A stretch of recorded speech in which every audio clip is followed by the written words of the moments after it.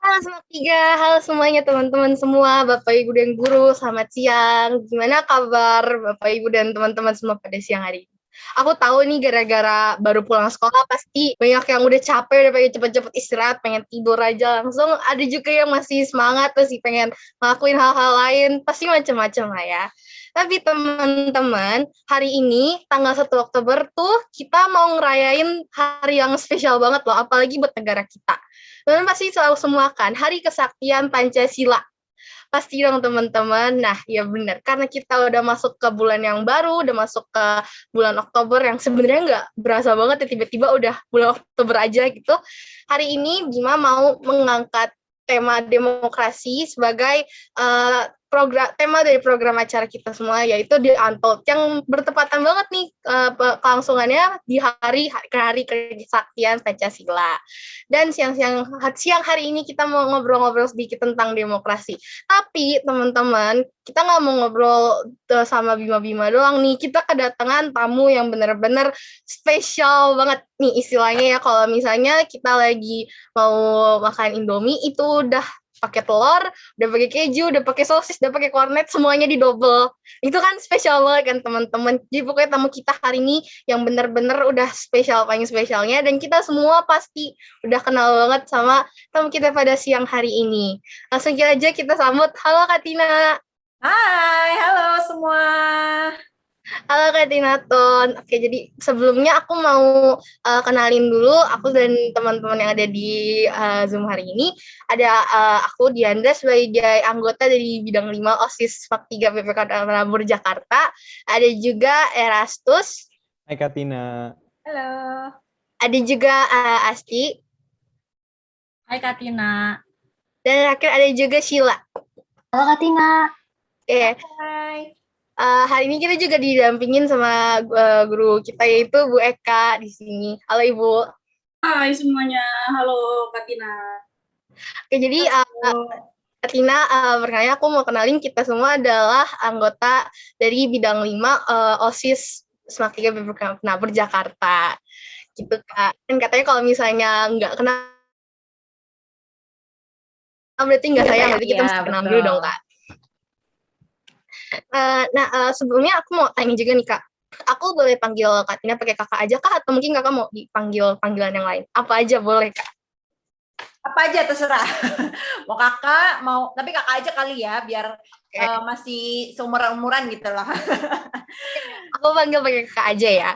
Nah teman-teman, kayak tadi aku udah bilang kita pasti udah kenal banget Kak Tina dari masa kita kecil sama lagu yang bolo-bolo yang papa, bolo-bolo mama, bolo-bolo gitu.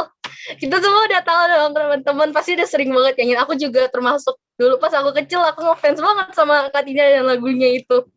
Sering banget aku dengerin loh. Nah, aku punya sedikit fun fact nih, Kak. Satu fun fact yang menurut aku ya lumayan lucu juga sih. Jadi pas aku kecil tuh dulu, aku sering banget dibilang katanya mirip sama kakak. Gitu. Dan aku punya baru mau bilang tuh, ya kan? Tentunya, Kita Kak. kayaknya mirip deh. Iya, aku dipanggil sama orang-orang di sekitar aku, kamu kok mirip sama Katina sih, kayak gitu-gitu. Mungkin mirip, tapi beda bapak ibu, tapi sama ingredientnya, tepungnya mungkin sama.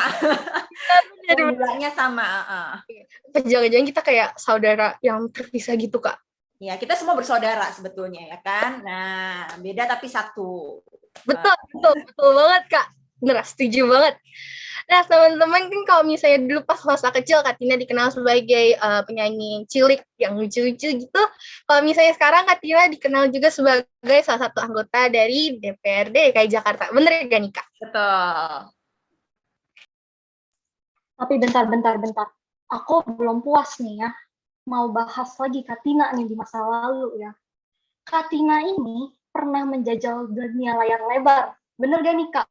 Betul banget, pernah main film dulu. Wah, emang. Kalau nggak salah nih judulnya, Tina Toon dan Lenong Bocah. Yes, betul. Wah, keren banget kan? Belum. Kak Tina juga pernah mendukung teater musikal Bawang Merah dan Bawang Putih. Betul gak? Ya, betul banget. Bagaikan lohan ajaib. Bener ya nih, Kak? Ya, Aduh. bener. Dulu zamannya bolo-bolo waktu masih gendut-gendut gitu. Ya, jadi dulu yang main ada Dian Sastro, ada Rahel Mariam, ada banyak deh pokoknya pemain-pemain teater hebat, TV DJ gitu. Nah, Katina dulu karena masih gendut, lucu, jadikan lohan ceritanya. Wah, emang ya ini udah bener-bener aset negara banget nih. Belum nih ya, aku belum selesai nih ya mau bahas tentang Katina. Katina menyelesaikan pendidikan S1 Sistem Informasi di Universitas Bina Nusantara. Kemudian lanjut lagi nih pendidikannya, jadi S2 Magister Hukum dari Universitas Tarumanegara. Bener gak nih, Kak? Betul. Dan aku salut banget nih, Kak. Kakak nih benar-benar menyelesaikan pendidikan setinggi itu dalam waktunya cukup singkat ya. Pada tahun 2000, usia 23 tuh udah selesai semua ya. Betul, jadi S1 komputer, S2 hukum, sekarang juga lagi masih ngambil online, bidang hukum yang S1-nya gitu. Dan waktu itu memang ketika selesai sekolah S1, paginya itu graduation, wisuda, nah sorenya ngambil matrikulasi S2-nya, kayak gitu. Jadi udah nyambung terus. Hebat banget, Kak. Ntar bagi-bagi tipsnya ya, biar kita bisa kayak kakak nih. Shine banget. Dan aku kalau udah dapet ilmunya, perlu diterapin dong ya, Kak. Dan kakak nih, bener hebat banget nih ya, kakak terpilih menjadi anggota DPRD DKI Jakarta dari keseluruhan 106 orang untuk periode 2019-2024. Ya, hebat, Kak. Aduh, ini mah aset negara banget nih. Harus dijaga. Yang penting berguna bagi sesama dan kita bisa menjadi inspirasi juga, terus bisa memotivasi satu sama lain dan tetap terus belajar gitu. Karena kita kan namanya sekarang mungkin Katina udah menyelesaikan pendidikan, terus udah sekarang terpilih menjadi wakil rakyat, jadi bisa mengajak adik-adik semua nih, ayo untuk sama-sama kita belajar serius, kita sama-sama bisa bekerja maksimal supaya nanti ke depannya kita sama-sama bisa berkolaborasi, karena mungkin Katina juga belajar dari adik-adik semua yang ada di sini gitu kan nanti ke depannya, karena kalian juga sekarang tuh yang pemilik zaman tuh adalah anak-anak muda semua, jadi harus semangat gitu. Wah, makasih loh Kak motivasinya, benar-benar bikin hati tergerak jadi pengen jadi wakil rakyat. Bagus. Katina ini ya udah benar-benar pendidikannya udah ambil magister hukum, terus udah diaplikasikan sekarang. Pasti Katina udah ngerti banget nih ya tentang demokrasi ini. Ya, jadi kalau misalnya soal demokrasi dan lain-lain, itu sebetulnya semua juga sebetulnya paham, tapi mungkin dalam perspektif yang berbeda-beda. Terus juga kan kita sudah mengalami mungkin dari zamannya Ibu Eka gitu kan, ke zamannya Katina, terus zamannya Diandra, Sheila dan teman-teman semuanya mungkin ada perbedaan dan sebetulnya kita mengalami kemajuan juga nih gitu kan. Nanti Katina akan bahas semuanya, kita akan kupas satu-satu dan kita akan bahas lebih ke sharing sih gitu. Jadi juga bukan lebih kepada mungkin kalian bisa sekarang udah bisa Google ya gitu ya, terus begitu juga sekarang kalian bisa lihat history dimanapun dan kapanpun, bisa bertanya sama orang tua, sama guru dan lain-lain. Tapi kalau di sini Katina lebih ke sharing bagaimana kita anak-anak muda bisa berkarya semaksimal mungkin dengan tetap menerapkan Pancasila, terus kita juga bisa menerapkan Trisakti, terus juga bisa menggunakan zaman demokrasi ini sebaik-baiknya gitu ya. Maksudnya memanfaatkan dalam hal yang positif, bukan hal yang negatif kayak gitu. Aduh, jadi makin nggak sabar. Aduh, semangat banget. Jadi kita mulai aja kali ya Kak. Demokrasi generasi zilenial bersama Kak Tinatun. Bentar. Aku mau jelasin dulu nih kenapa kita ambil tema itu. Oke. Aku jelasin dulu ya, Kak Tina. Jadi, boleh ya sih. Jadi, demokrasi di generasi zilenial itu masih kurang banget kan? Karena ya sekarang nggak banyak teman-teman yang dari generasiku itu tertarik sama demokrasi. Jadi, aku di sini ngundang Kak Tina untuk ngasih tahu ke teman-teman pentingnya demokrasi itu apa sih? Kenapa harus ada gitu. Nah, supaya teman-teman yang awalnya nggak tertarik, jadi tertarik dan mungkin bakal mendalami gitu demokrasi itu. Tapi sebelum aku kasih ke Katina, aku mau tanya dulu nih Kak, aku penasaran. kenapa sih Kak Tina tuh mau memilih untuk mencalonkan diri dan sekarang jadi anggota DPRD, atau kenapa harus ngambil lembaga legislatif gitu, Kak?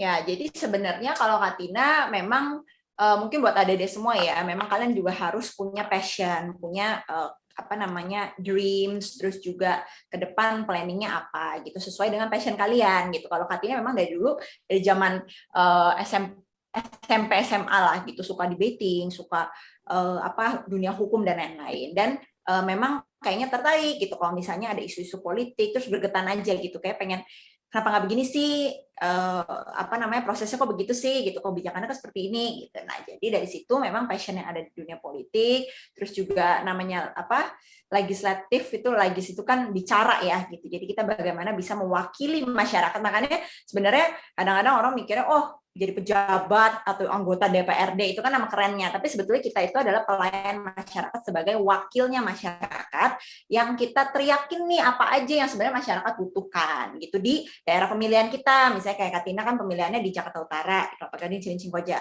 Di situ ada masalahnya apa? Banjir, terus misalnya kemarin masalah COVID, masalah bansos. Nah, itu kita teriakin bagaimana kebijakan itu bisa benar-benar sesuai dengan keinginan masyarakat. Nah, jadi dari situ Katina memang dari dulu tuh passionnya di situ, cuman nggak nyangka sampai secepat ini gitu kan, karena waktu itu selesai S2 langsung masuk ke parpol, partai politik.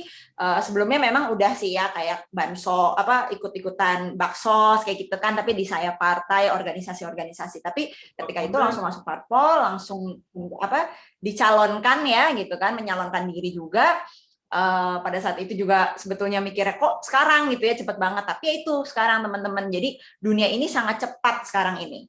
Jadi mungkin kalau zaman dulu mikirnya yang jadi di eksekutif, yang jadi presiden, menteri, atau jadi gubernur, wali kota, sampai ke wakil-wakil rakyat di DPR atau DPRD itu adalah orang-orang yang sudah berumur misalnya. Kalau sekarang tuh enggak gitu, karena teman-teman yang Katina juga banyak sekali yang masih muda banget, bahkan ada yang lebih muda dari Katina gitu, sudah bisa masuk ke legislatif maupun eksekutif gitu kan. Jadi ya memang itu prosesnya setiap orang berbeda-beda ya, tapi kalau Katina sih encouraging semua yang ada di sini, kalau kalian punya passion di bidang apapun itu kejarlah gitu ya, dan jangan ada namanya limitasi waktu gitu, kayak nanti aja deh kapan-kapan, atau kalau memang ada kesempatan kalian bisa, kalian pikir mampu, dan yang pastinya tujuannya harus baik dan benar ya gitu. Kalau itu memang bisa ya kita laksanakan gitu ya. Kemarin Katina nyalon, terus ya itu sudah garis tangan Tuhan juga ya, terpilih gitu kan. Makanya kalau banyak yang nggak terpilih jadi stres atau apa ya jangan gitu ya, karena memang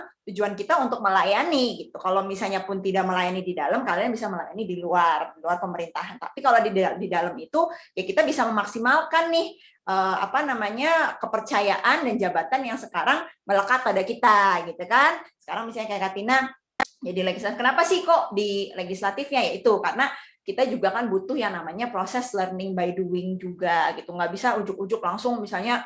Karena Katina sadar gitu bahwa kan baru nih gitu kan, mungkin basicnya udah ada, pendidikannya udah ada, terus juga pengalamannya sedikit banyak ya, melihat, mendengar, terus juga mengimplementasikan juga ada, tapi kan belum semaksimal itu. Misalnya tiba-tiba pikirannya pengen jadi gubernur gitu. Kalau eksekutif kan yang menjalankan, nah kalau legislatif itu kan yang mengawasi, menganggarkan, terus juga kita kan ada legislasi ya untuk kebijakan. Jadi kita sambil belajar juga dari tingkat yang DPRD dulu nih gitu. Jadi dapilnya juga kan nggak terlalu besar gitu, Cilincing, Koja, Kelapa Gading, Kepulauan Seribu. Jadi orang-orang yang masuk laporan juga kan kita masih masih bisa handle.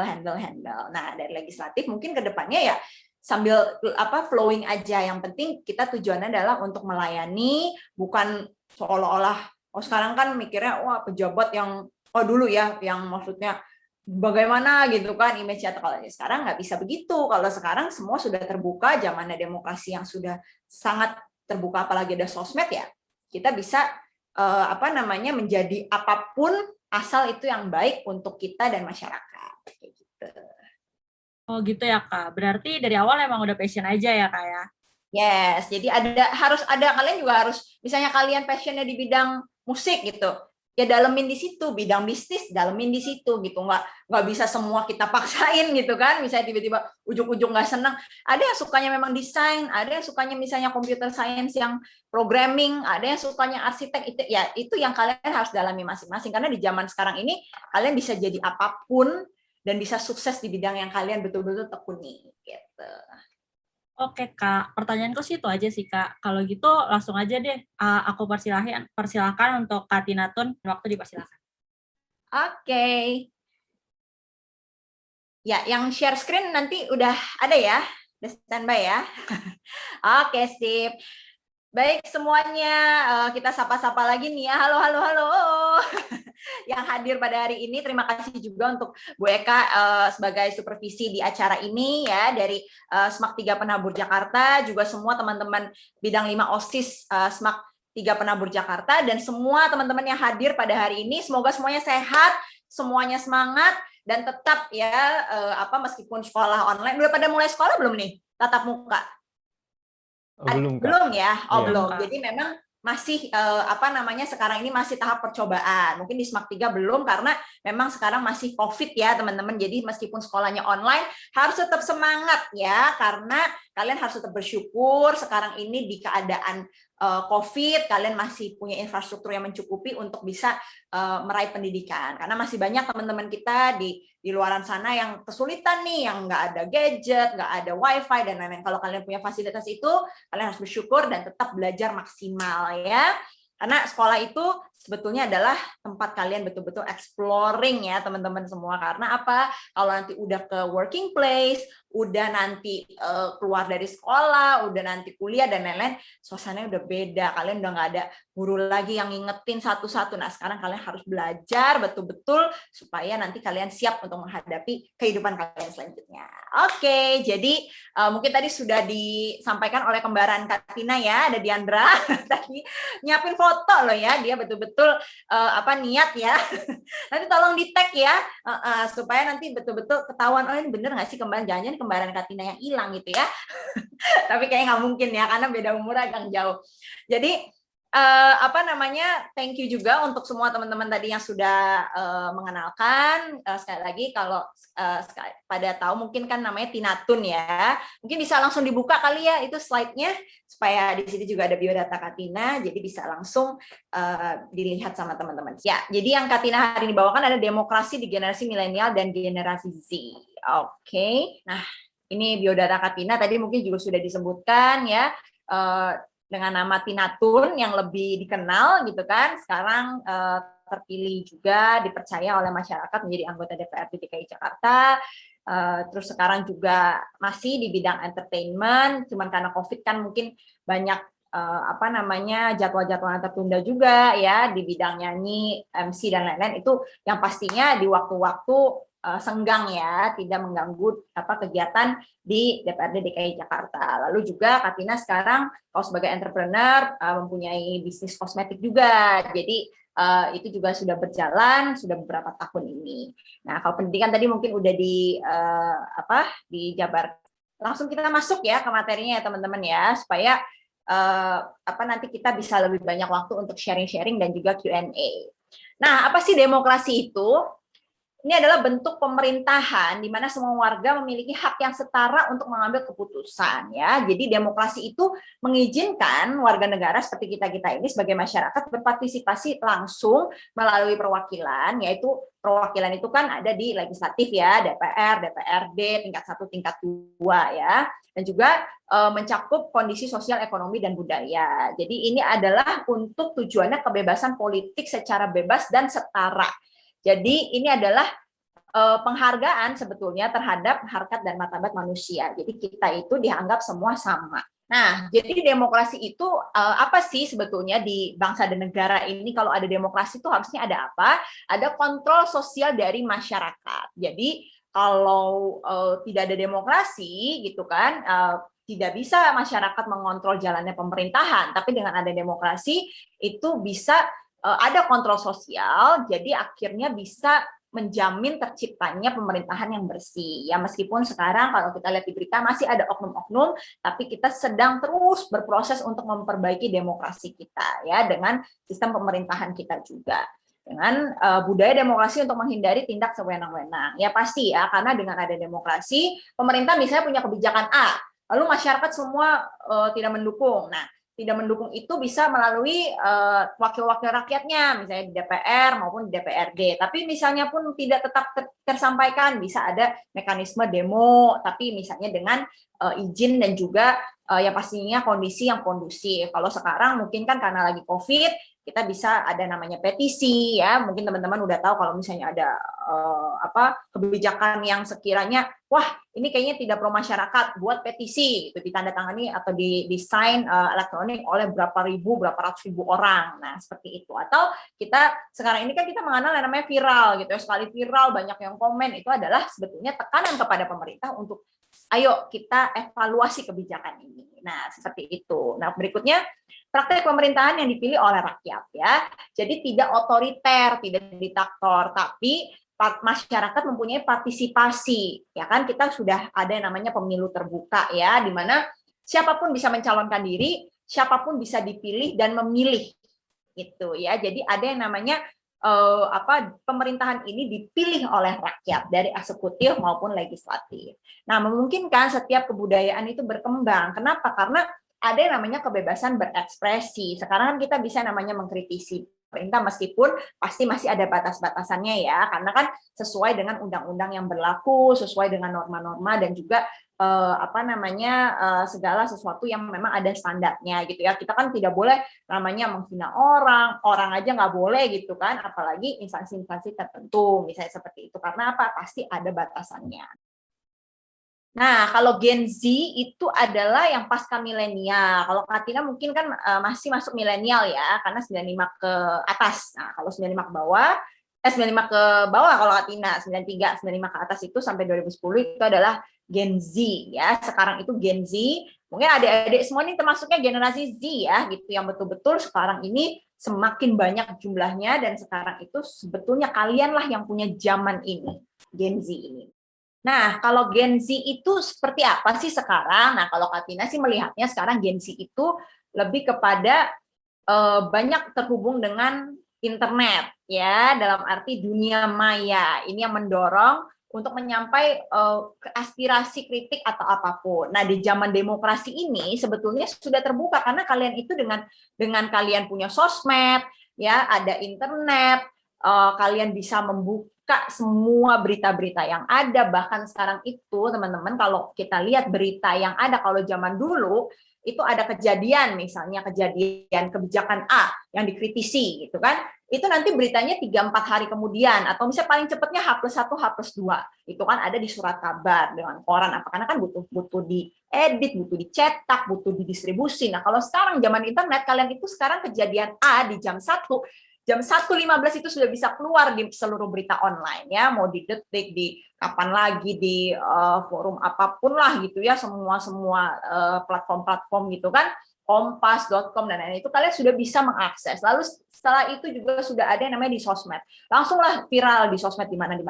Kalian bisa komen dan kalian komen itu bisa sebebas-bebasnya, tapi tetap ya ada. Sekarang ini hati-hati ada undang-undang ITE yang mengatur, dalam arti kalian bukan hanya mengkritik pemerintahan ya, misalnya pakailah jari kalian, kalau dulu kan mulut lu harimaumu, kalau sekarang jari kalian adalah harimau kalian ya, karena apa?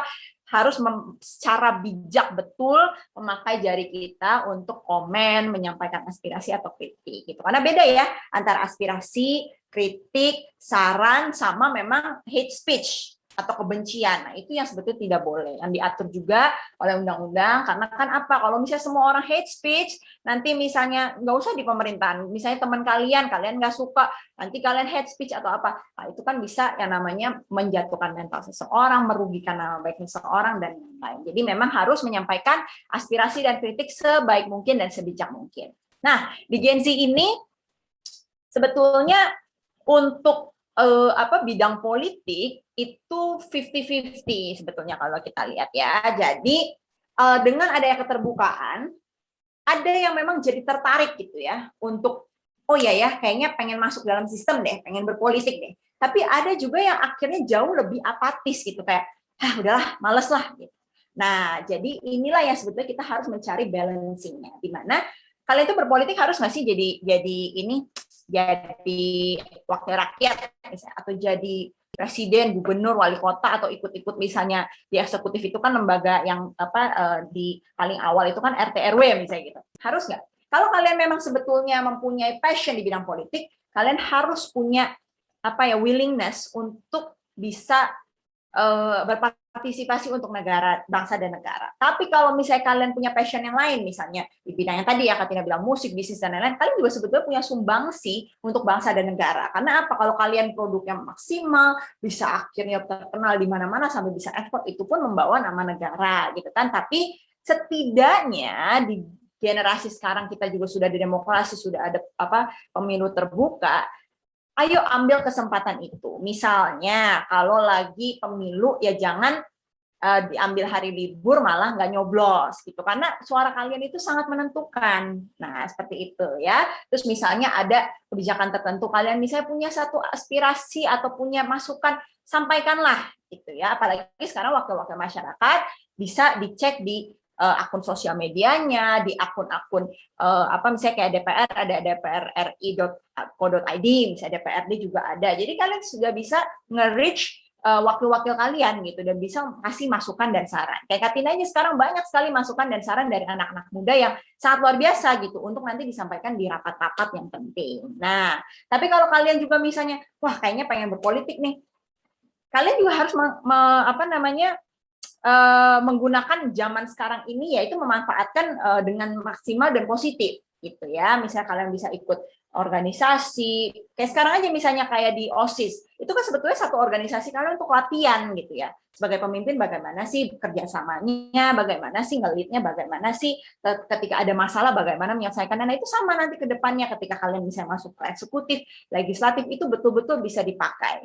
Nah jadi jangan sekarang nih ya, generasi Z lebih mengutamakan kepentingan pribadi daripada ideologi. Nah itu kadang-kadang karena ada internet, apalagi kayak sekarang zaman COVID tertutup, hanya mementingkan yang penting gue enak gitu. Nah sedangkan tidak melihat ke depannya bahwa kalau negara ini mungkin pada tahunnya kalau politik itu kan kacau, korupsi, hitam dunianya apa. Nah kalau kalian ingin ada perubahan, kita juga harus ikut dalam proses perubahan itu. Gitu loh. Kalau misalnya isinya semua orang-orang lama, orang-orang yang sekiranya oknum-oknum yang memang inginnya merusak bangsa dan negara ini, kalau kita tidak gerak siapa lagi?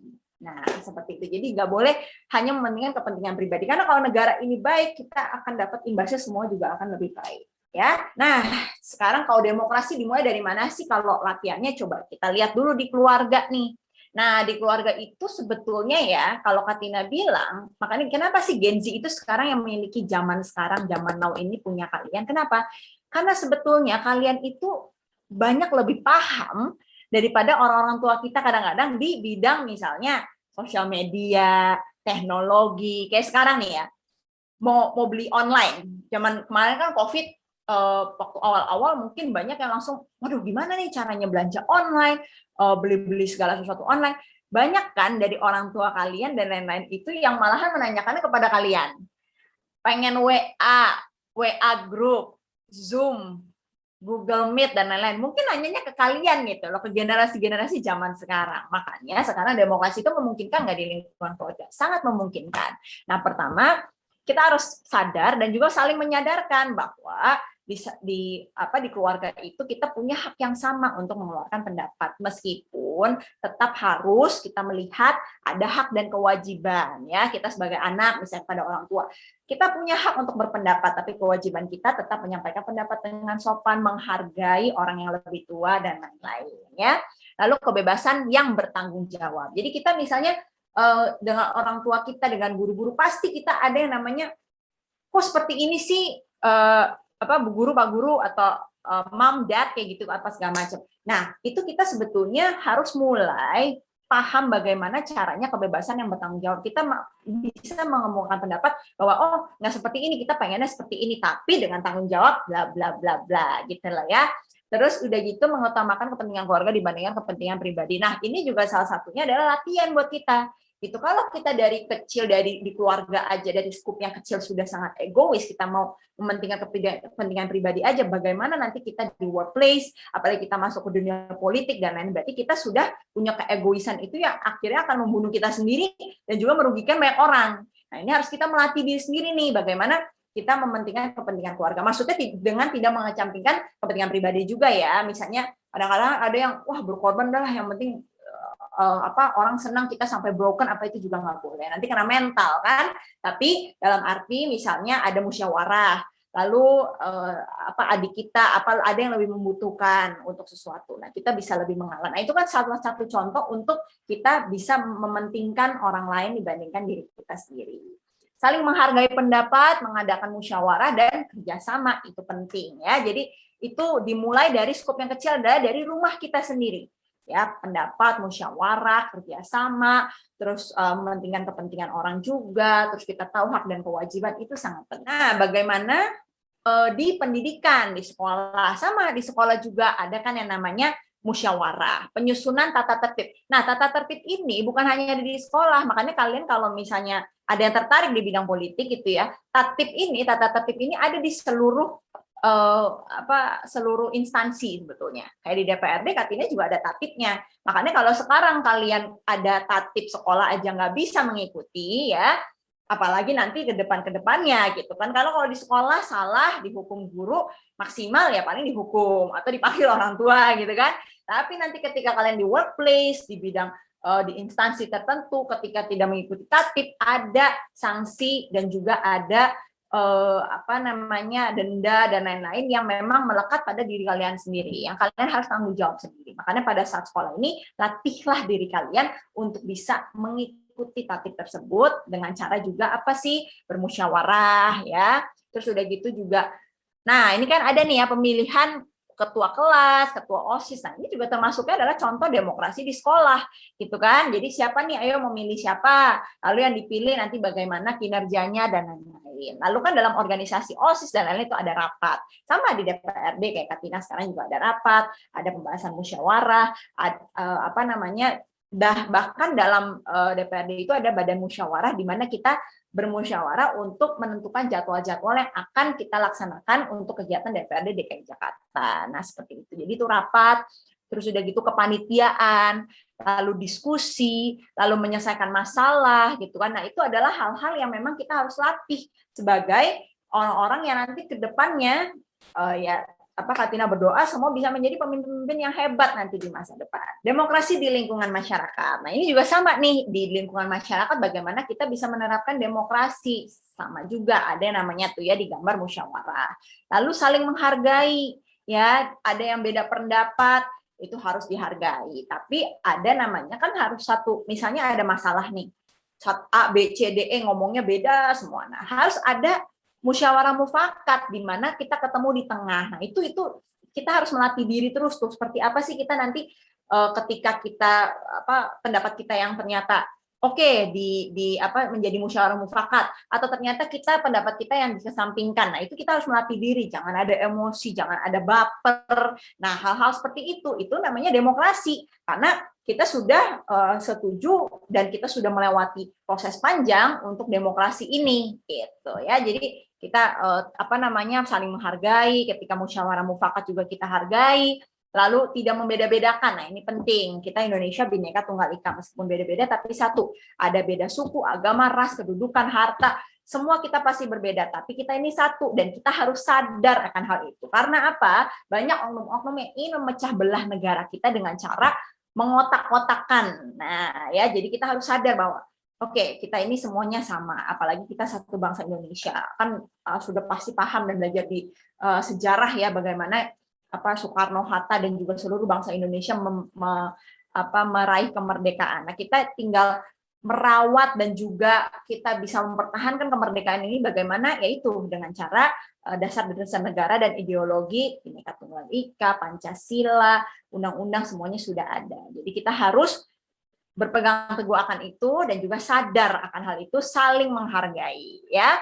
Tadi balik lagi ada tidak mementingkan diri sendiri, mau menaati peraturan dan hukum yang berlaku, dan melibatkan diri juga penting nih ya. Kadang-kadang ada yang sangat apatis gitu, yang kalau dari sekolah aja kalau nggak ada kewajiban dari guru kayaknya nggak mau melibatkan diri. Nah, sebetulnya itu yang rugi siapa sih? Dirinya sendiri. Kenapa? Sebetulnya ketika kita melibatkan diri itu melatih diri kita.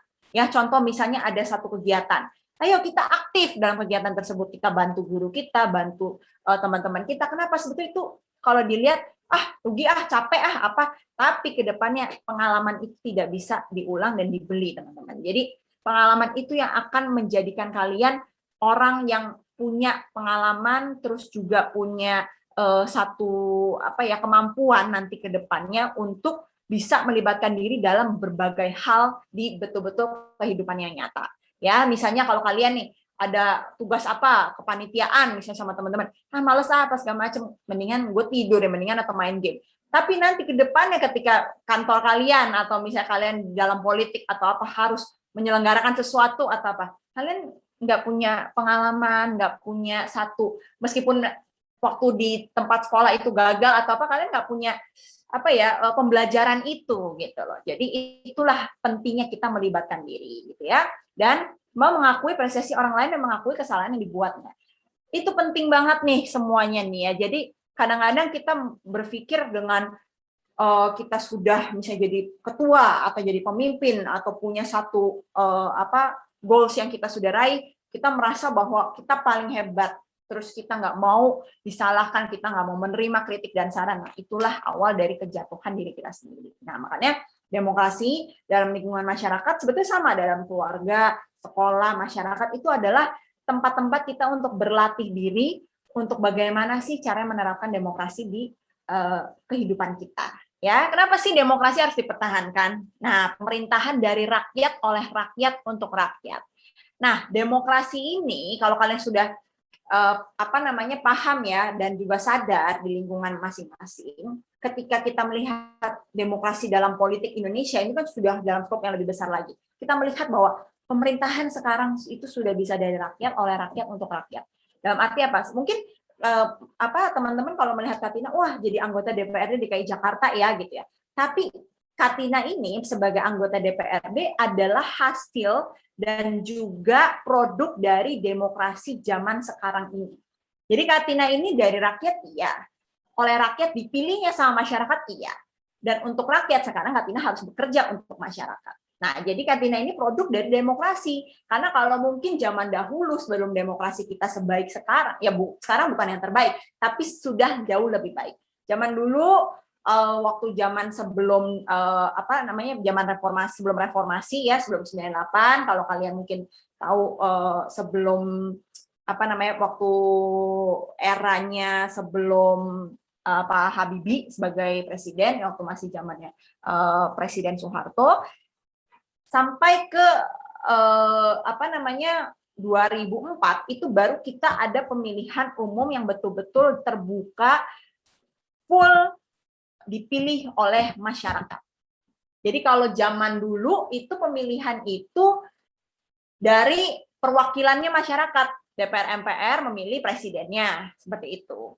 Dan zaman dulu juga ketika memilih DPR MPR itu hanya memilihnya itu partai politik.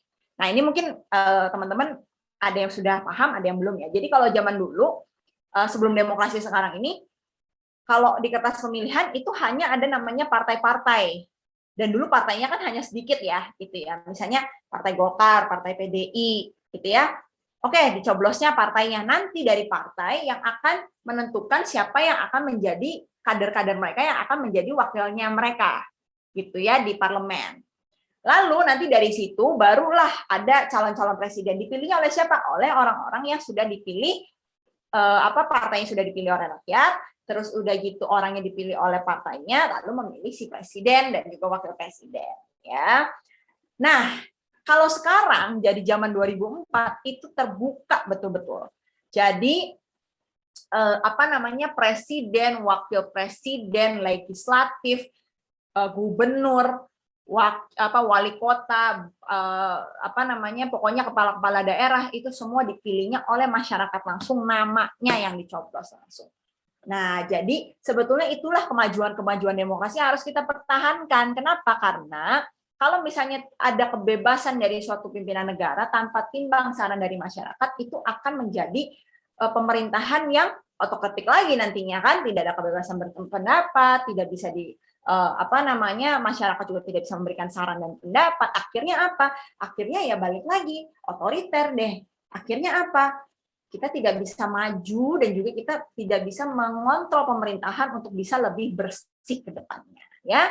Nah, ini dikemukakan bahwa kepribadian bangsa Indonesia sudah mencerminkan nilai-nilai demokrasi itu sendiri, seperti gotong royong, musyawarah, tolong-menolong, kegiatan lainnya mengandung nilai demokrasi. Nah, ini Hari Kesaktian Pancasila. Karena Hari Kesaktian Pancasila, mungkin kalian sudah tahu juga dari sejarah, atau kalian juga bisa sekarang sudah di YouTube dan lainnya sudah ada sejarah-sejarahnya tentang G30 PKI. Kita mengenang pahlawan yang telah gugur ya, untuk memperjuangkan keutuhan bangsa Indonesia, tapi kesaktian Pancasila memiliki makna penting bagi seluruh warga Indonesia untuk momentum di mana kita bisa bertumbuh, terus juga kita betul-betul sadar akan Bhinneka Tunggal Ika dan mengaplikasikan Pancasila sebagai ideologi bangsa dan negara dalam kehidupan kita sehari-hari. Sehingga apa? Meningkatkan rasa cinta dan juga nasionalisme, patriotisme, menjaga persatuan dan kesatuan bangsa. Ya, jadi kalau kalian tahu Pancasila ada 5 sila, itulah yang akhirnya mempersatukan kita semua sebagai ideologi bangsa. Kita beda-beda, tapi satu Bhinneka Tunggal Ika, tapi juga kita punya ideologi Pancasila yang harus diterapkan ya, ketuhanan yang Maha Esa, lalu kemanusiaan yang adil dan beradab, di mana kita sama-sama manusia, kita harus sama-sama punya saling rasa, tolong menolong dan lain-lain. Persatuan Indonesia yang ketiga, kita satu bangsa, satu nusa, satu bangsa, satu negara. Keempat, kerakyatan dipimpin oleh hikmat kebijaksanaan dalam kemusyawaratan perwakilan ya. Jadi memang kita ini dalam sistem kerakyatan, ada permusyawaratan juga, ada perwakilan juga. 5, keadilan sosial bagi seluruh Indonesia, bagi seluruh rakyat Indonesia, di mana keadilan itulah yang sebetulnya kita masih PR ya bagi seluruh rakyat Indonesia. Ada keadilan, tidak ada ketimpangan sosial. Kalau sekarang kan ada yang kaya banget, ada yang masih miskin sekali. Nah sekarang bagaimana kita bisa ke depannya itu bisa mengangkat teman-teman kita, ada pemerataan bagi kawan-kawan kita yang masih sangat-sangat sulit ya. Nah sekarang itu kan makanya ada yang namanya kartu sosial, BPJS, terus ada kartu untuk kayak KJP, KJS, di mana Katina juga sebagai wakil masyarakat melayani mereka itu dengan cara-cara seperti itu juga. Ayo yang belum punya dan lain-lain kita maksimalkan supaya apa? Supaya semua dapat pendidikan, semua dapat kesejahteraan, semua bisa makan, semua juga mendapatkan keadilan sosial. Nah, ini dia demokrasi yang salah dan benar ya. Jadi untuk sekarang ini mungkin kalau dibilang do and don'ts ya, generasi Z ini kan sekarang digital native ya, di mana semuanya all it's based on digital, semuanya apalagi sekarang kayak COVID ini kan mengedepankan teknologi, internet dan lain-lain. Nah, kita boleh mengekspresikan opini kita dengan cara ekspresi yang beragam-ragam ya, tapi tetap dengan harus ada etika, ada moral, dan juga tetap harus ada batasan-batasan tertentu. Balik lagi ya, kritik, saran itu berbeda dengan hate speech. Dan kalian harus bisa mengontrol diri untuk tidak ikut-ikutan oknum-oknum yang ingin memecah belah, yang ingin kayaknya bikin rusuh aja deh gitu ya. Jadi harus mengontrol diri untuk bagaimana sih caranya kita bisa memanfaatkan teknologi untuk memperluas wawasan, ya, terus sudah gitu tahu tentang demokrasi, menguatkan argumen yang kita ingin sampaikan, supaya kita nggak apatis ya, kayaknya kita nggak peduli itu juga nggak boleh, tapi kita peduli dengan cara yang memang kuat, tapi betul-betul secara baik dan juga sopan dengan moral etika yang baik. Nah ini ya, ini Katina juga ada beberapa pengalaman nih. Apa sih generasi muda yang harus dilakukan untuk mempertahankan demokrasi? Nah Katina ini waktu zamannya berpartisipasi dalam pemilu, lalu sadar politik, Katina masuk dalam sistem pemerintahan gitu ya, di mana menjadi legislatif di DPRD DKI Jakarta. Berorganisasi, ini Katina juga waktu itu dalam kunjungan beberapa ke daerah pemilihan, banyak sekali anak-anak muda yang memulai organisasi. Ini ada Digital Learning Center dan lain-lain. Aktif dan peduli terhadap lingkungan. Nah, memang sekarang kayak misalnya lagi COVID. Nah, kalian sebetulnya bisa mulai ya gitu ya untuk menstimulasi rasa sosial, rasa kepedulian kalian gitu ya. Kalau Katina misalnya kemarin berbagi sama orang-orang yang masih membutuhkan, nah, kalian juga bisa nih sekarang misalnya pakai aplikasi online gitu kan, nah, kasih tips buat yang nganterin makanan, nah kayak gitu-gitu karena mereka juga sekarang lagi membutuhkan ya. Atau misalnya kalau misalnya dari OSIS atau apa punya, ayo kita kumpulin dana, yuk kita sama-sama beli sembako untuk masyarakat yang membutuhkan, itu sangat-sangat baik gitu ya. Tapi balik lagi semua itu dari masing-masing kalian bisa menstimulasi bagaimana sih caranya untuk aktif dan peduli terhadap sesama ya. Lalu ada kegiatan bersama masyarakat. Nah, ini kalau Katina kan turun ke lapangan. Masalah di sini adalah masalah banjir. Kita turun lapangan, kita berdiskusi sama masyarakat, enaknya bagaimana sih, gitu kan? Nah, kita menunggu political will nih dari Pemprov, dari pemerintah Provinsi DKI Jakarta untuk betul-betul bisa menuntaskan masalah banjir. Nah, ini Katina di rapat paripurna gitu kan, bagaimana kita mengemukakan pendapat dalam setiap rapat, terus juga ya bukan hanya sekedar mencari sensasi atau apa, tapi betul-betul kita menyampaikan apapun yang memang menjadi keluhan dari masyarakat. Contoh kemarin misalnya ada kalau di DPRD DKI sebagai anggota legislatif itu Katina juga masuk dalam badan pembentukan peraturan daerah. Nah, jadi Perda itu di bawah undang-undang itu ada Perda yang mengatur. Nah, gara-gara COVID ada namanya Perda COVID.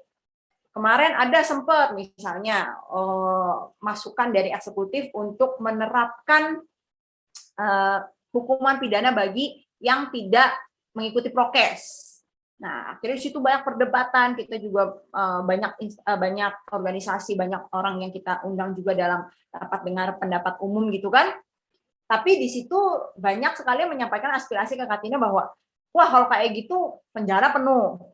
Kedua juga, waduh kalau kayak gitu sekarang kalau ada orang yang memang secara tidak sengaja atau apa masa di penjara. Kita sudah tertekan dengan keadaan COVID tapi masih diancam dengan hukuman pidana misalnya. Meskipun tetap harus ada hukuman yang cukup berat supaya orang-orang tidak melanggar prokes lagi, misalnya denda, sanksi, kerja sosial. Tapi mungkin untuk hukuman pidana itu dianggap tidak humanis gitu kan, dan perlakuan misalnya aparat-aparat tidak humanis, nah itu yang kita tentang. Nah, hal-hal seperti itu harus kita sampaikan, kemukakan. Akhirnya kemarin rame, terus kita akhirnya juga bisa mempengaruhi kawan-kawan kita juga semuanya. Akhirnya tidak jadilah itu. Jadi tetap ditunda untuk pembahasannya. Kalau untuk sekarang ini tetap denda, sanksi, dan juga denda untuk kerja sosial. Nah, hal-hal seperti itu tuh yang orang menyampaikan apa, kita bisa berteriak untuk satu keputusan yang memang tidak merugikan masyarakat. Yang dihindari apa sih? Nah, ini unjuk rasa yang anarkis, menyebarkan. Nah, ini hoax ya teman-teman. Please jangan menjadi generasi Gen Z yang menyebar-nebar hoax, memecah belah, terus hate speech kayak gitu-gitu tuh. Aduh udah deh. Ya kalian itu apalagi kalian dari keluarga, sekolah, dari lingkungan yang baik, jangan sampai kalian nanti kejebur ke lingkungan-lingkungan yang seolah-olah kayaknya keren gitu ya, kayaknya hits gitu, tapi ternyata kalian merugikan banyak orang ya, misalnya tadi dengan anarkis, menebar hoax, terus udah gitu juga bertindak sesuka hati, nah itu jangan. Tapi juga tidak boleh apatis ya, jadi kita bisa menyukseskan demokrasi dengan cara apa tadi, banyak kan yang sudah Katina sampaikan juga, nanti kita juga bisa sharing ya dalam session Q&A. Ini jangan apatis. Kenapa? Karena kalau bukan kita, siapa lagi yang akan bisa membawa perubahan dalam negara. Ya, mungkin dari Katina itu aja dulu ya, teman-teman. Sekian dari Katina sharingnya. Semoga bermanfaat. Dan nanti kalau ada yang ditanyakan atau kita diskusikan, yuk langsung di session Q&A. Thank you. Oke, Kak. Keren banget ya teman-teman, tadi tuh Katina udah ngejelasin banget. Pasti habis ini kalian paham kan gimana berdemokrasi yang benar sebagai generasi Z itu gimana. Nah, kalau gitu kita langsung aja kali ya Kak masuk sesi Q&A-nya. Nah, silakan Kak Erastus.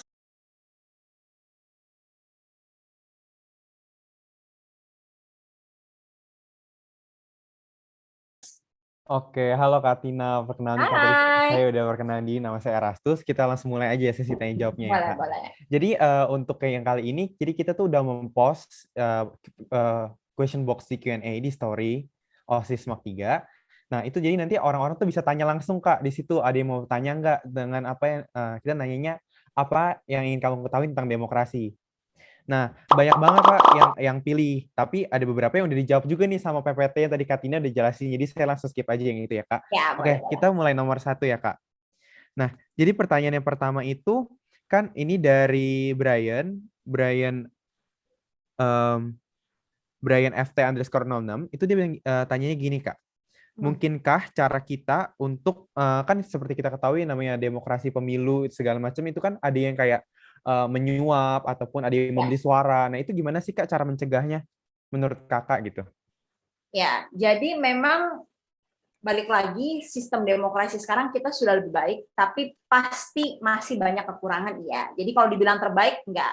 Karena apa? Dalam setiap, misalnya pemilu, tadi betul. Dan ini senang nih pertanyaannya, berarti mengikuti banget nih ya soal pemilu dan lain-lain, bahwa oh ya ada yang namanya, itu kalau di bidang politik itu ada namanya serangan fajar. Nah, jadi gini, teman-teman, di mana kita misalnya ini kampanye itu misalnya 3 bulan atau 6 bulan. Nah, ada namanya masa tenang itu 3 hari. Nah, masa tenang 3 hari itu wah udah tebar-tebar nih, ada yang ngasih uang, ada yang ngasih barang atau apa, dan itu sebetulnya ilegal. Sekarang sudah ada sih undang-undangnya mengatur, juga dari Bawaslu kan yang sebagai pengawas pemilu itu juga ada. Kalau ketangkep itu ada sanksinya, betul-betul diskualifikasi, lalu ada hukuman pidananya seperti itu. Jadi kalau hukumannya ada nggak sih? Sudah ada. Terus misalnya dalam pemilu itu semuanya sebetulnya sudah diatur, teman-teman. Jadi sudah ada undang-undangnya, kayak sekarang nih untuk pemilu 2024 misalnya. Ini kan sekarang lagi dibahas dari DPR RI Komisi 2 dengan penyelenggara pemilu semuanya lah gitu ya, yang untuk bagaimana untuk pesta demokrasi kita di 2024. Undang-undangnya ada, peraturannya ada, sampai step by step semuanya udah ada. Jadi kayak Katina kemarin ya, karena Katina ikut kampanye juga, jadi bisa sharing ke teman-teman semua. Itu kalau dari waktu itu ya, startnya misalnya September, itu Agustus kita kampanye juga belum boleh. Jadi sebetulnya udah ada aturan itu. Lalu misalnya pasang spanduk dan lain-lain, itu sudah ada aturannya. Tapi ini sekarang lagi dibahas nih. Kemarin Katina juga sempat ngobrol sama teman-teman yang ada di kawan-kawan senior yang ada di Komisi 2. Kalau bisa dibikin equal. Kan ada yang bisa bayar reklame segede-gede sampai di tol di mana kan, kalian mungkin kadang-kadang lihat gitu. Ada juga yang bikin spanduk sebanyak-banyaknya gitu. Nah, itu bagaimana untuk orang-orang yang sebetulnya mungkin secara finansial kurang, lalu tidak bisa memasang spanduk sebanyak itu. Nah, harus ada peraturan yang waktu itu sih ada sebetulnya tempat-tempat titik tertentu yang ini boleh, ini enggak, dan nanti ke depannya harus diatur lebih baik lagi supaya apa? Ada pemerataan. Misalnya kalau presiden atau misalnya untuk yang legislatif DPR RI itu boleh pasang reklame misalnya yang gede. Tapi untuk DPRD DKI, DPRD tingkat 1 misalnya hanya boleh di titik ini. Tingkat 2 ini. Untuk gubernur sama presiden beda misalnya skalanya gitu. Jadi kan kita tahu bahwa kos politiknya tuh nggak sebanyak itu dan nggak timpang. Nah, hal-hal seperti itu. Lalu kedua, kita mau bagi misalnya kan ada nih yang berbagi misalnya sembako atau apa. Itu ada diatur. Oh, bolehnya itu dalam bazar misalnya. Ada nominal-nominal tertentu, nggak boleh ngasih misalnya 500.000 atau apa, itu nggak boleh. Ada tertentu, jadi masih bisa affordable untuk beberapa calon-calon gitu ya, maksudnya nggak yang sampai ketimpangan banget, itu udah diatur. Lalu memberi uang itu nggak boleh, itu sudah ada pasal pidananya juga. Serangan fajar itu nggak boleh. Terus udah gitu kemarin aja kayak Katina pas kampanye ada yang merobekin spanduk atau apa, itu juga sudah pidana. Ada yang mengatur. Jadi sebetulnya hukumannya, aturannya ada nggak? Ada sebenarnya gitu. Tapi namanya oknum kayak sekarang di Indonesia, KKN, korupsi, kolusi, nepotisme, boleh nggak? Nggak boleh. Udah ada KPK-nya, udah ada undang-undangnya. Ada nggak oknumnya? Masih ada. Nggak usah gitu deh kalian nih sebagai murid ya di kelas. Boleh nggak nyontek? Enggak, Kak. Nggak boleh kan? Iya. Nah, ada nggak yang nyontek? Pasti ada, Kak. Pasti ada. Itu namanya oknum. Nah, makanya harus belajar dari sekolah. Kenapa? Dulu Katina pernah nyontek nggak? Pernah, ya. Jadi bukannya kita nggak semuanya itu. Karena apa? Kadang-kadang kita ngeliat, wah kanan kiri. Waktu itu pernah Katina lihat kanan kiri, semuanya pada nyontek. Kenapa Katina udah belajar? Karena Katina kan dulu orangnya yang pengen ranking 1 terus nih gitu kan. Udah belajar 3 hari 3 malam gitu. Yang lain buka buku, masa Katina nggak buka? Ya kan, sekelas itu buka buku hampir. Tapi yang ketangkep Katina doang. Waktu itu. Tapi gurunya bilang, ketika kamu lihat semua kanan kiri kalian, dia bilang gini, it's not because everyone goes to the left, you have to go to the left also. If you have to go to the right, you go to the right for the right things. Dia bilang gitu. Kenapa? Nggak, kalau orang-orang semuanya salah, kalian jangan membenarkan itu, jangan ikut-ikut. Kalau kalian merasa ini yang benar, karena kita semua sebenarnya udah tahu mana yang benar, mana yang salah kan, gitu kan? Dari agama kita, dari keseharian kita udah tahu lah gitu ya. Apalagi ada sekarang semua kan makin pintar, teknologi makin banyak. Boleh nggak ini, boleh nggak itu, tahu. Tapi ada nggak oknumnya? Masih ada. Ya balik lagi. Jadi gitu. Kalau ada yang melihat kanan kiri itu, ya kita lurus aja. Kayak Katina waktu ngelihat waktu kampanye. Wah ada nggak yang serangan fajar? Banyak.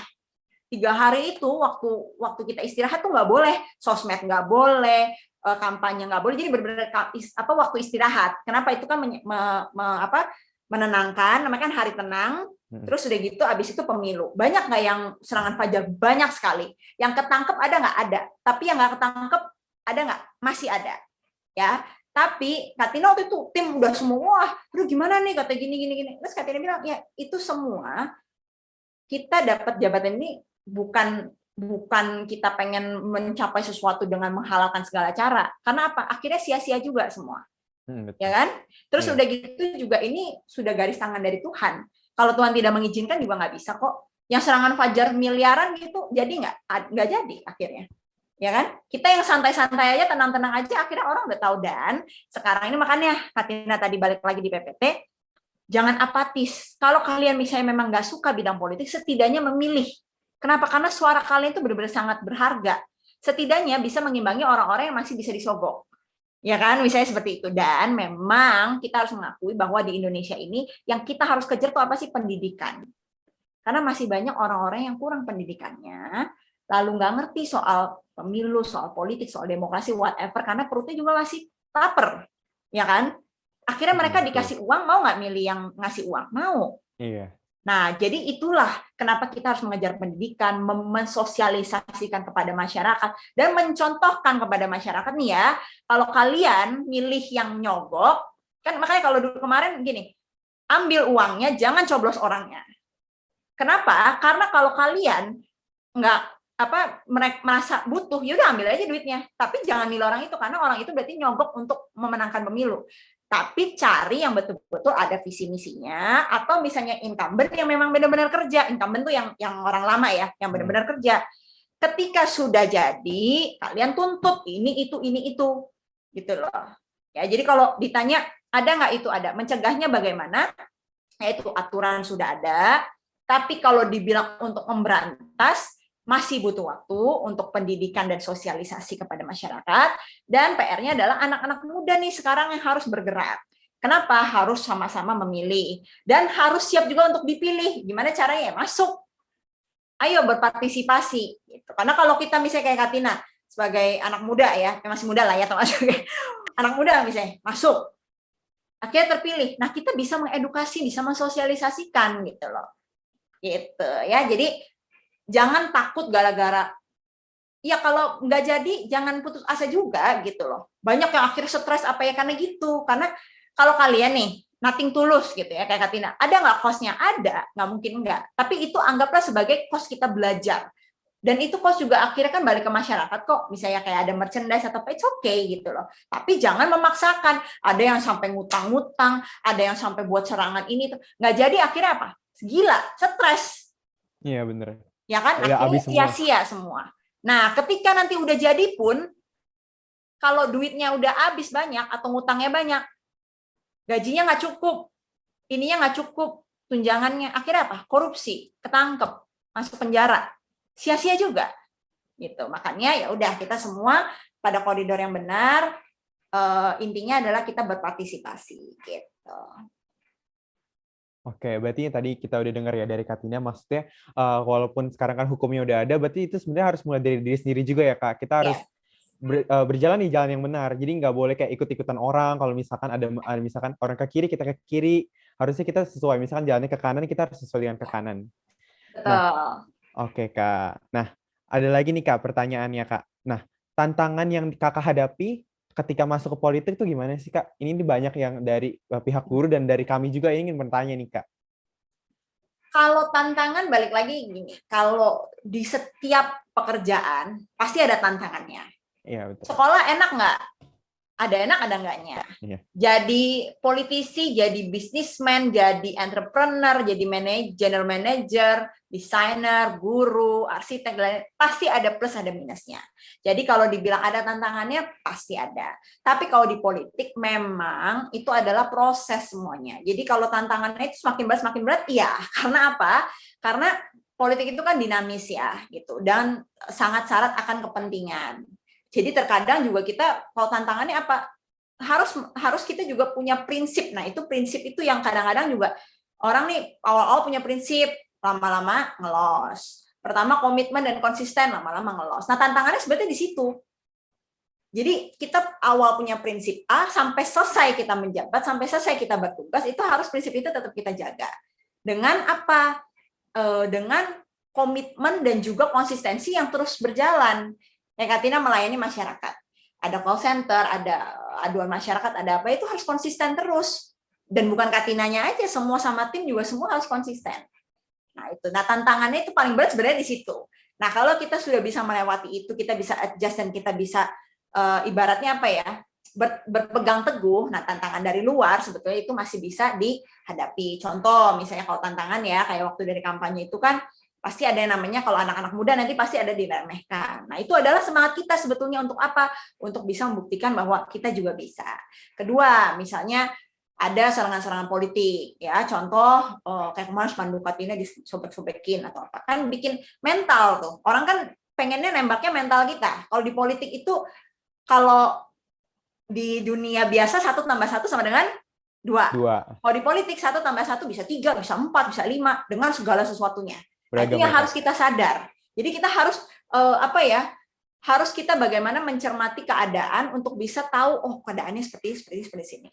Contoh misalnya kita udah benar, ada aja kita dijatuhkan dengan cara yang lain-lain yang sebetulnya nggak berhubungan. Kayak Katina misalnya nih waktu awal itu tiba-tiba diserang sama netizen dengan sekarang kan ada namanya bot ya komputer tuh. Jadi misalnya di sosmed makanya kalau kita public figure kayak komen itu kan ada limited komen, itu dalam arti yang follow baru bisa komen. Kenapa? Kalau nggak kita bisa diserang sama bot. Kalau diserang sama bot itu namanya tulisannya tuh dari mohon maaf ya binatang apa semua bisa masuk semua. Nah, itu yang namanya hate speech. Jadi udah bukan kritik saran lagi, itu namanya sudah serangan. Nah, itu pasti ada gitu loh. Terus misalnya kita dibikin berita kayak kemarin pada saat itu ada nih Katina lagi selfie nih, selesai paripurna apa kan selfie, ya udah biasa aja gitu, karena kita mengabadikan momen daripada minta-minta orang kita selfie dicekrek, wah nggak pernah kerja cuman selfie doang, sedangkan pekerjaan kita yang segitu banyak itu pasti ada. Terus misalnya wah nggak ada di kantor nih, syuting mulu waktu sebelum COVID gitu, waktu awal tuh 3 hari menjadi DPRD Katina malah syuting katanya nggak gitu, padahal kita lagi di lapangan. Dan namanya anggota DPRD itu kalau di kantor mulu yang nggak tahu lapangan itu juga sama aja bohong, karena kita sebenarnya harusnya ngelihat kita turun menyerap aspirasi, menyapa masyarakat. Karena kan kalau nggak aspirasi siapa yang kita bawa, ya kan? Iya, betul, nah, ketika kita lagi ada di kantor diseranglah di situ. Jadi itu hal-hal yang tantangan-tantangan itu pasti ada terus ke depan. Ketika apalagi ada kepentingan yang misalnya orang ada satu kepentingan, terus kita gesek-gesek nih. Nah, kan dia marah nih, ya udah dengan cara apapun. Nah, itu politik kadang-kadang seperti itu. Tapi nggak selalu menyeramkan ya teman-teman ya. Tapi itu melatih mental. Jadi kalau kalian mau masuk, mental kalian juga harus sudah siap. Ya, dalam arti harus sudah settle nih. Jangan nanti cuma gara-gara dipukul begitu langsung drop, udah nyerah. Nah, itu bukan hanya politik aja, di seluruh bidang itu mungkin, tapi kalau politik kadang-kadang ada ekstra gitu ya. Jadi nanti sambil berlatih lah, kayak Katina juga udah bisa belum sebetulnya? Ya masih terus belajar gitu.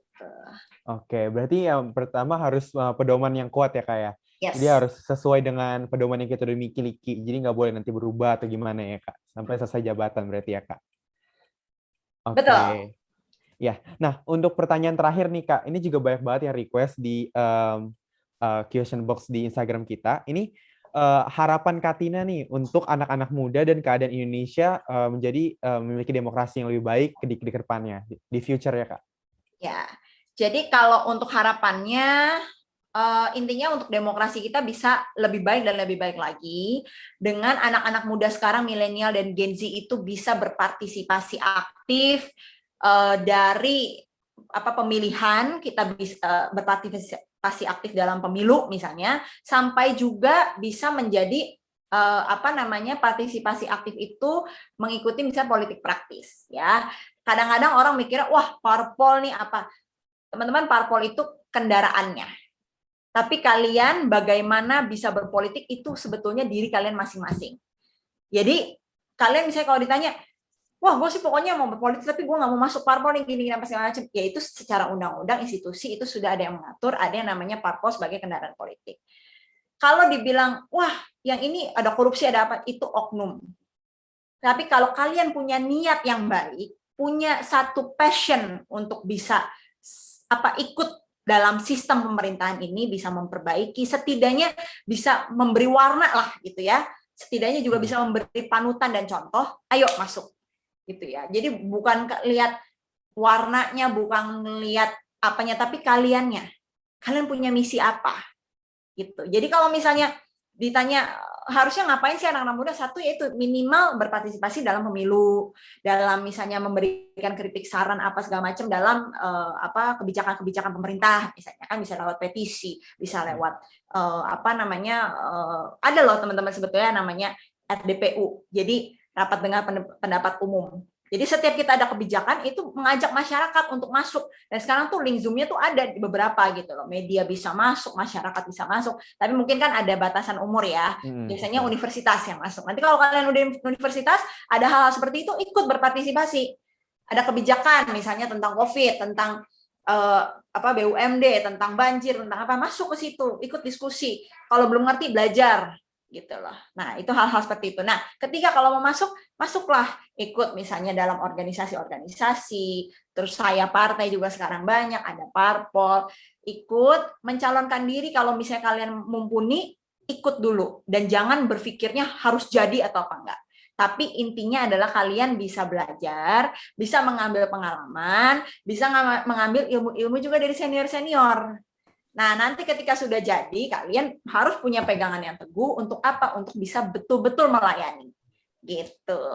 Oke, berarti lebih sadar aja ya Kak mengenai ini. Sadar dan mau bergerak gitu. Karena kalau kita sadar, kita tahu sebetulnya apa yang harus kita lakukan, tapi kita nggak lakukan juga akhirnya kan zong ya, nggak jadi apa-apa. Akhirnya jadi apatis juga, ya kan? Lebih mementingkan nonton Korea drama gitu, drama Korea, dibandingkan hal-hal yang sebetulnya penting nih untuk bangsa dan negara kita. Karena apa? Kalau bangsa dan negara kita kuat, kita juga akan semakin sejahtera ke depannya, semakin bagus lah gitu loh. Karena orang kadang mikirnya nggak apa-apa lah, yang penting gue udah hebat, udah kaya, udah enak, ngapain sih bikin apa?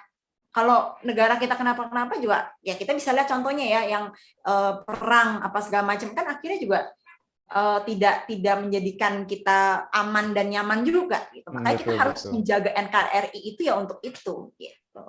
Jadi untuk kepentingan diri kita sendiri juga sebenarnya ya Kak. Soalnya ya penting banget kesatuan NKRI itu. Oke, itu aja dari pertanyaannya Kak. Terima kasih banget ya Kak udah mau menjawab pertanyaan dari kami semua. Oke. Nah, teman-teman, tadi kita udah belajar, udah tahu banyak banget dari Kak Tina, sama dari tadi kita ngomongin tentang demokrasi, pentingnya demokrasi. Terus apa yang bisa kita lakuin sebagai generasi muda, apalagi generasi zilenial, keren banget namanya zilenial, bisa lakukan buat berkontribusi lah istilahnya buat memajukan demokrasi di negara kita. Ya kan Kak Tina? Betul. Aku sendiri seneng banget karena bisa tahu banyak banget dari Kak Tina sendiri, dan teman-teman Bima yang lain juga seneng banget hari ini bisa ngomong-ngomong, bisa diskusi bareng Kak Tina. Dan sayang banget nih kita udah mau selesai acaranya. Aduh, sedih banget. Jadi teman-teman semuanya, Bapak dan Ibu Guru, terima kasih karena udah menyaksikan acara di Untold kami pada hari ini. Terima kasih juga Kak Tina udah menyempatkan waktunya dari jadwal kakak yang padat gitu, bisa buat datang dan buat ngobrol bareng sama kita hari ini. Dan teman-teman aku juga mau ngucapin selamat Hari Kesaktian Pancasila buat kita semua dan sampai jumpa di acara di Talk berikutnya. Dadah.